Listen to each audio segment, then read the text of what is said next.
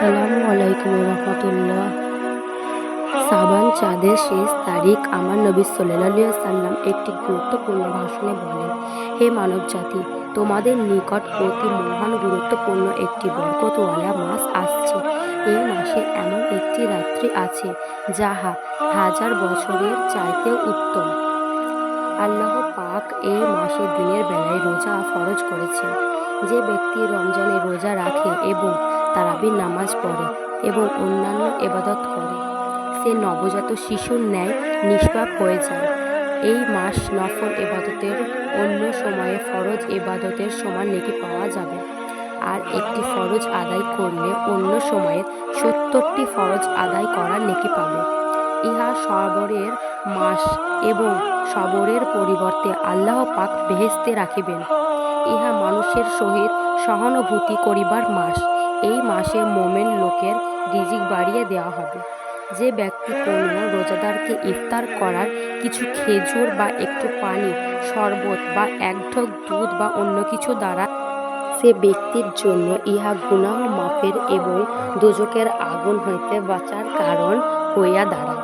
ইহা এমন একটি মাস যার প্রথম 10 দিন আল্লাহর রহমত নাজিল হয়, দ্বিতীয় 10 দিন গুনাহ মাফ করা হয়, তৃতীয় 10 দিন দোজখ হইতে মুক্তি দেওয়া হয়।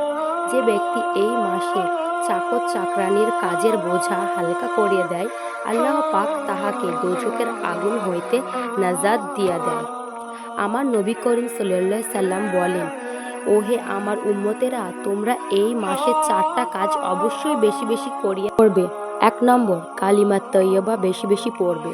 2 নম্বর, আস্তাগফিরুল্লাহ বেশি বেশি পড়বে। 3 নম্বর, আল্লাহর নিকট তাহার সন্তুষ্টি ও বেহেশতের প্রার্থনা করিবে। 4 নম্বর, আল্লাহর সন্তুষ্টি, তার গজব, আযাব ও দোজখ হইতে পানাহা চাইবে। রমজানের প্রত্যেক দিন 3 বার আল্লাহ পাক বলেন, এমন কোনো বান্দা আছে কি না যে আমার নিকট কিছু চাইবে, আমি তাহাকে উহা দেব?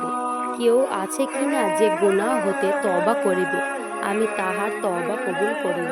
এবং আরও কোনো বান্দা আছে কি না যে আমার নিকট ক্ষমা চাইবে, আমি তাকে ক্ষমা করিব? রমজান মাসের কুরআন শরীফ তেলাওয়াতের নেকি অন্য মাসের চেয়ে অনেক বেশি। রমজান শব্দের মধ্যে 5টি হরফ আছে। র হরফ আল্লাহর হুকুমের উপর রাজি থাকার ইঙ্গিত। মিম হরফ আল্লাহ মহব্বতের ইঙ্গিত। দোয়াদ হরফ আল্লাহ বান্দার জন্য আল্লাহর জমিন হওয়ার ইঙ্গিত। আলিফ হরফ আল্লাহর সহিত উলফার অর্থাৎ বন্ধুত্ব করার ইঙ্গিত। নুন হরফ আল্লাহর নূরের ইঙ্গিত। এই মাসের মধ্যে যাহা কিছু খাওয়া হয় তাহা আল্লাহর ইবাদতের মধ্যে ধরা হয়, তাছাড়া হিসাব হয় না। আসমান জমিনের সমস্ত ফেরেশতারা রোজাদারের জন্য ক্ষমা প্রার্থনা করে। যে ব্যক্তি এই মাসে কোনো রোজাদারকে পানি পান করাবে, আল্লাহ পাক কিয়ামতের দিন তাহাকে হাউজে কাউসারের পানি পান করাবে। তারপর বেহেশতে প্রবেশ করা পর্যন্ত আর পানির পিপাসা লাগিবে না। সবাইকে নিজ নিজ ইবাদত যাচাই করিয়া দেখা দরকার যে আমার এই মাসে কতটুকু আমল করে থাকি। শুধু শুনিলেই কাজ হবে না, আমল করিতে হবে, আল্লাহকে দেখাইতে হবে। আল্লাহ পাক দেখতে চান আমরা ফজরের ব্যাপারে কতটুকু গুরুত্ব দিয়ে থাকি। সেহরি খাওয়ার পর এমন নিদ্রায় মগ্ন হয়ে পড়িবে না যাহাতে অনেক সময় ফজরের নামাজ কাজা হয়ে যায়। এইভাবে ইফতারের কারণে অনেকে মাগরিবের নামাজ কাজা করিয়া ফেলে। আবার অনেকেই তারাবির ভয়ে ঈশার নামাজ সময়ের পূর্বেই পড়িয়া লয়। আবার অনেকেই ইফতারি তৈরি করতে গিয়ে আসরের নামাজ বাদ দিয়ে দেয়।